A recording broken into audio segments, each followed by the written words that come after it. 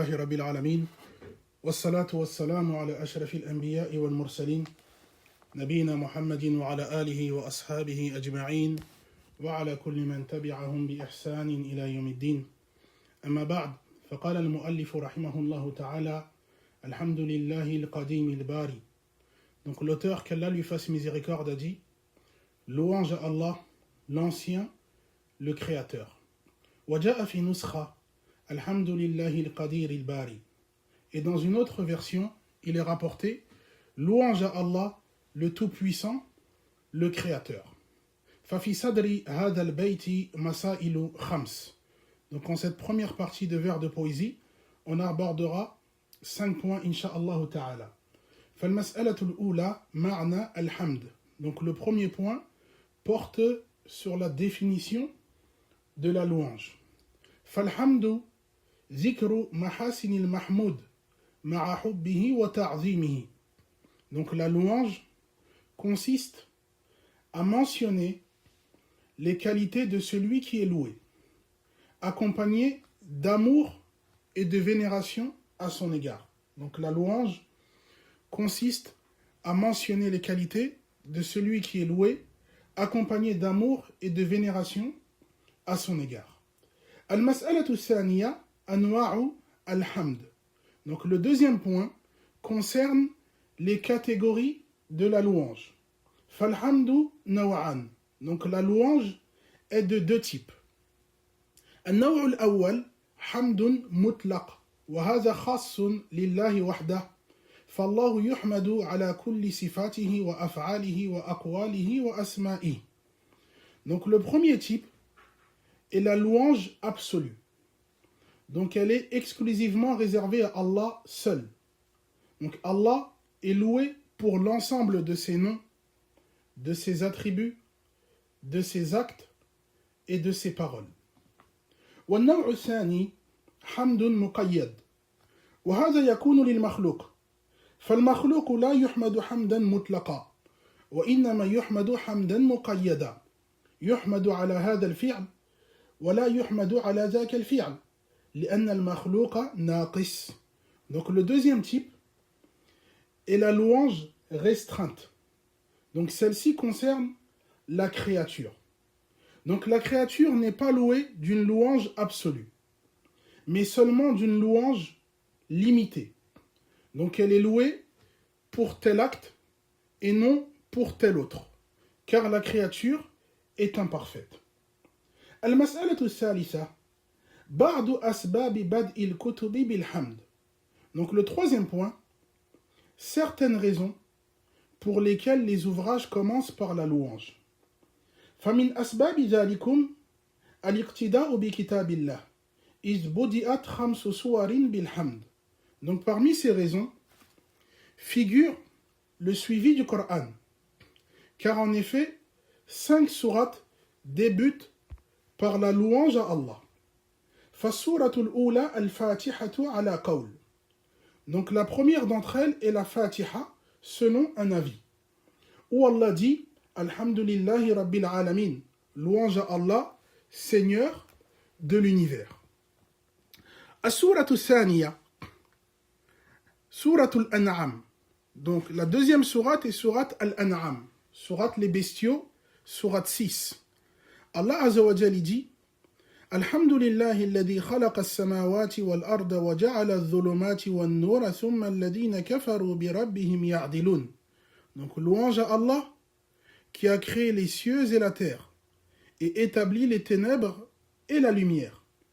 Pourtant les mécréants donnent des égaux à leur Seigneur. As-suratu thalitha, suratul Kahf. Donc une troisième sourate, sourate al-Kahf, sourate la caverne, sourate 18. قال الله تعالى الحمد لله الذي أنزل على عبده الكتاب ولم يجعل له عوجا. Donc Allah dit, louange à Allah, qui a révélé à son serviteur le livre, qui ne se détourne aucunement de la vérité. As-suratu rabi'a, Suratu Saba. Une quatrième sourate, sourate Saba, qui est la sourate 34. قال الله تعالى الحمد لله الذي له ما في السماوات وما في الأرض وله الحمد في الآخرة وهو الحكيم الخبير. Louange à Allah, à qui appartient tout ce qui est dans les cieux et sur la terre. Louange à lui dans l'au-delà. Il est le sage, l'omniscient. والسورة الخامسة سورة فاطر. Une cinquième sourate, sourate Fatir, sourate le Créateur, sourate 35. قال الله تعالى الحمد لله فاطر السماوات والأرض جاعل الملائكة رسلا أولي أجنحة مثنى وثلاث ورباع يزيد في الخلق ما يشاء إن الله على كل شيء قدير. Donc louange à Allah, créateur des cieux et de la terre, qui a fait des anges, des messagers dotés de 2, 3 ou 4 ailes. Il ajoute à la création ce qu'il veut. Allah est omnipotent. المسألة الرابعة بعض ما يتعلق بكلمة القديم. Donc le quatrième point porte sur certains éléments relatifs au terme al-qadim traduit par l'ancien. Donc الأمر الأول القديم هنا بمعنى الأول الذي ليس قبله شيء. Donc premièrement, dans ce contexte, donc ici, le terme al-qadim signifie le premier, celui que rien ne précède. الأمر الثاني على الراجح من أقوال أهل العلم القديم ليس من أسماء الله. Donc deuxièmement, selon l'avis le plus prépondérant des savants, Al-Qadim ne fait pas partie des noms d'Allah. والأمر الثالث جاء في نسخة القدير ومن أسماء الله الدالة على قدرته القدير والقادر والمقتدر وفي ذلك آيات.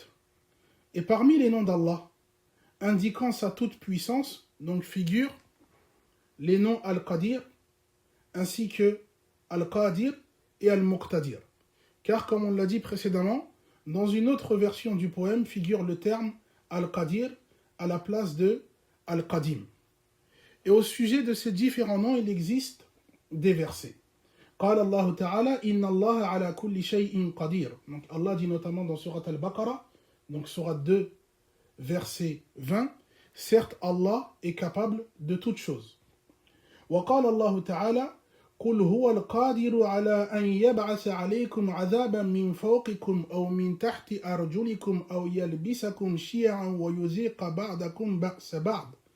Donc Allah dit dans Surat Al-An'am, donc Surat 6, verset 65, dit il a le pouvoir de vous frapper d'un châtiment qui descendra du ciel, ou surgira de sous vos pieds, ou de semer la confusion parmi vous en faisant de vous des factions et de faire goûter aux uns la violence des autres. وقال تعالى إن المتقين في جنات ونهر في مقعد صدق عند مليك مقتدر. Et de même Allah dit dans Surat Al-Qamar, donc Surat 54, versets 54 et 55, ceux qui craignent Allah séjourneront au milieu de jardins et de rivières, en un lieu où ne régnera que la vérité auprès d'un souverain omnipotent. Al-Mas'alatu al-Khamisa, Ma'na ismillahi al-Bari. Donc cinquième et dernier point qu'on citera en cette première partie de vers de poésie, la signification du nom d'Allah, al-Bari, traduit par le Créateur. فذكر أهل العلم لهذا الاسم معاني. Donc les savants de citer plusieurs sens. Donc on en citera notamment 3. المعنى الأول الباري الموجد المبدع فعلى هذا يرادف اسم الله الخالق أي المخترع على غير مثال سبق. Donc le premier sens c'est le créateur, c'est-à-dire celui qui crée sans modèle précédent. Donc il est donc un synonyme du nom d'Allah ici, Al-Khaliq. قال الله تعالى وإذ قال موسى لقومه يا قوم إنكم ظلمتم أنفسكم باتخاذكم العجل فتوبوا إلى بارئكم فاقتلوا أنفسكم ذلكم خير لكم عند بارئكم فتاب عليكم إنه هو التواب الرحيم. Donc Allah dit dans Surat Al-Baqarah, donc Surat 2, verset 54, et rappelez-vous lorsque Moussa dit à son peuple, ô mon peuple, vous vous êtes lésés en adoptant le veau pour idole. Repentez-vous donc à votre Créateur en vous entretuant. Cela est meilleur pour vous auprès de votre Créateur. Ainsi, il accepta votre repentir. Il est celui qui accueille le repentir, le miséricordieux.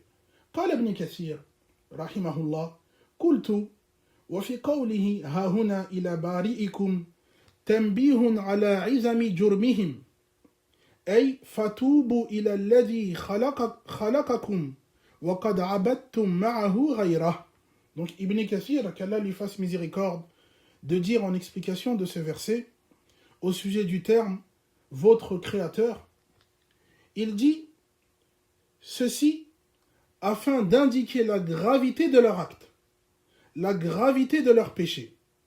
Donc Allah leur dit « repentez-vous », donc cela est semblable à dire « repentez-vous vers celui qui vous a créé, alors que vous avez certes adoré avec lui autrui. » المعنى الثاني الباري يدل على أنه تعالى خلق الإنسان من تراب إذ أصله البرى وهو التراب.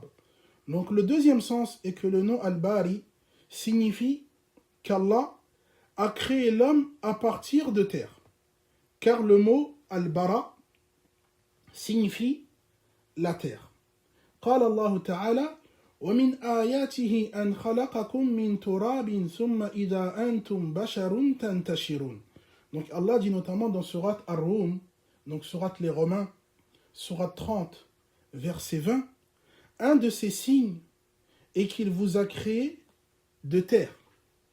Et vous voilà des hommes répandant sur terre. وسمي الخلق لهذا برية. Donc il a également été dit que c'est la raison pour laquelle donc la création est appelée notamment Bariya. Donc Allah Azza wa Jal dit dans Surat Al-Bayyina, donc la sourate La Preuve, sourate 98, verset 7, Inna alladhina amanu wa amilu s-salihati ulaika hum khayrul bariyya. Donc quant à ceux qui croient et accomplissent des œuvres pieuses, ils sont les meilleurs êtres de la création. المعنى الثالث الباري هو الذي خلق الخلق بريئا من التفاوت. Donc un troisième sens, Al-Bari désigne celui qui a créé les créatures sans discordance. وعلى هذا قول الله تعالى ما ترى في خلق الرحمن من تفاوت. Donc Allah dit dans ce sens-là, dans sourate Al-Mulk, donc la sourate 67, sourate la royauté, verset 3, tu ne verras aucune discordance dans la création du tout miséricordieux. وعلى هذا فقد ذكرنا 5 مسائل عن صدر هذا البيت. Donc on aura donc cité 5 points en ce qui concerne la première partie de ce vers de poésie. فبهذا القدر نكتفي ونتزجى فهذا والله أعلم وصلى الله على نبينا محمد وعلى آله وأصحابه أجمعين.